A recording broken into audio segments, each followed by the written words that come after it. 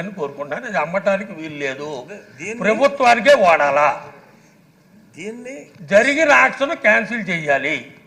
చేస్తారా లేదా అని అడగండి. రవికుమార్ చెయ్యాలి సార్. ప్రశ్న రూపంలో అడిగారు, చెయ్యాలి అని మీరు చెప్పకూడదు. చేస్తారా, చేసి అలాగే సార్ అని అడగాలి. అలాగే సార్. ప్రశ్నోత్తరాల సమయం మీ సూచనలు ఇచ్చే సమయం కాదు. అంచేత ఏదన్నా దాన్ని చివరిలో ప్రశ్నగా అలాగే సార్. చేస్తారా లేదా? Thank you sir. ఆయన చెప్పిన తర్వాత మళ్ళీ అవకాశం ఉంది సార్. కె మురళీమోహన్ గారు క్లుప్తంగా. మీకు ఆ కార్పొరేషనే లేదు కదండి, పంచాయతీలు కదా మీ. ఉమ్మడి చిత్తూరు జిల్లాలో మన్నసముద్రం వద్ద ఈ ప్లాట్లు వేయడం జరిగింది సార్ అధ్యక్ష. కొంచెం బ్రీఫ్గా మాట్లాడండి, ఎందుకంటే మీకు మున్సిపాలిటీలు ఏమీ లేవు, ఆ కార్పొరేషన్కి మీకు సంబంధం లేదు సార్. అంచేత ఏదో పేరు పెట్టారని అడగటం కాదు, మీ పేరు అంటే నేను ఇచ్చి ఉండేవాడిని కాదు, ఈయనేమో అనుకున్నా. సరే బ్రీఫ్గా చెప్పండి సార్. ఇది మా కాన్స్టిట్యున్సీలో ఉందా లేదనేది కాదు, అల్పాదాయ వర్గాలకు సంబంధించినటువంటి ఒక బృహత్తరమైనటువంటి ప్రణాళిక. ఈ కొనసాగింపు ఉంటుందా లేదా అంటే అర్బన్ డెవలప్మెంట్ అథారిటీస్ వచ్చిన తర్వాత, అదేవిధంగా మున్సిపాలిటీసు ఇండివిజువల్గా స్టేట్ గవర్నమెంట్ రకరకాలైనటువంటి ప్రాజెక్టులు వచ్చిన తర్వాత దీని మీద పెద్దలందరూ చెప్పినట్టుగా నీలి మేఘాలు అలుముకున్నాయి. ఇది కొనసాగుతుందా లేదా అంటే 1000 స్క్వేర్ ఫీట్తో చాలామంది ఆ రోజు డీడీలు కట్టడం జరిగింది. అది గందరగోళంగా ఉంది. దీని కొనసాగింపు ఉంటుందా లేదా, ఉంటే ఏ రూపంలో ఉంటుందన్నది తెలుసుకోవాలన్నది మీ ద్వారా అడుగుతున్నాను అధ్యక్ష. వేమిరెడ్డి ప్రశాంత్ రెడ్డి గారు. ధన్యవాదాలు అధ్యక్ష. తెలుగుదేశం పార్టీ మూల సిద్ధాంతం మనకి ప్రతి ఒక్కరికి ఇల్లు ఉండాలా అనేది కాన్సెప్ట్ కాబట్టి అధ్యక్ష, 2,70,000 మందికి రిప్రజెంటేట్ చేస్తున్న కోవూరు నియోజకవర్గానికి నేను ఎమ్మెల్యేని కాబట్టి ఎలక్షన్ టైంలో ప్రతి ఒక్కరు కూడా ఇల్లు అడగడం జరిగింది అధ్యక్ష.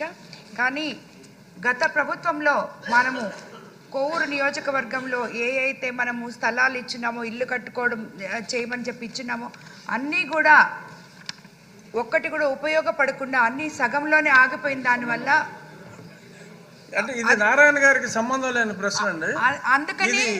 అందుకనే ఒక నిమిషం అధ్యక్ష, అందుకనే అధ్యక్ష మేము యాక్చువల్గా ఇప్పుడు నుడాలో ఉన్నాం కాబట్టి, మాకు డెల్టా ఏరియా కాబట్టి చాలా తక్కువ ప్లేస్ ఉంది కాబట్టి గవర్నమెంట్ స్థలము, నుడాలో ఉన్నాం కాబట్టి టిడ్కో హౌసెస్ ఏమన్నా మాకు ఇవ్వగలరా?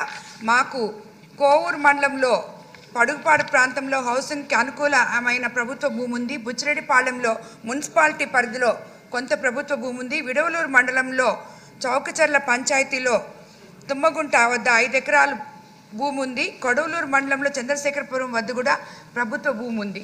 కానీ మాకు ఎన్రోల్ చేసిన ఈ నియోజకవర్గంలో 8,660 మందికి ఇల్లు ఎన్రోల్ చేసినాం అధ్యక్ష. అందులో పీసీలు 5,000కి ఇష్యూ చేశారు అధ్యక్ష. ఇది రాజీవ్ స్వగృహ అండి, ఇది రాజీవ్ స్వగృహ, దయచేసి మన్నించండి.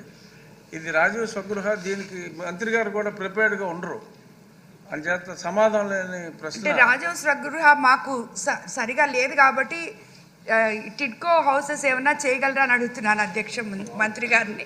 ధన్యవాదాలు అధ్యక్ష. మంత్రి గారు.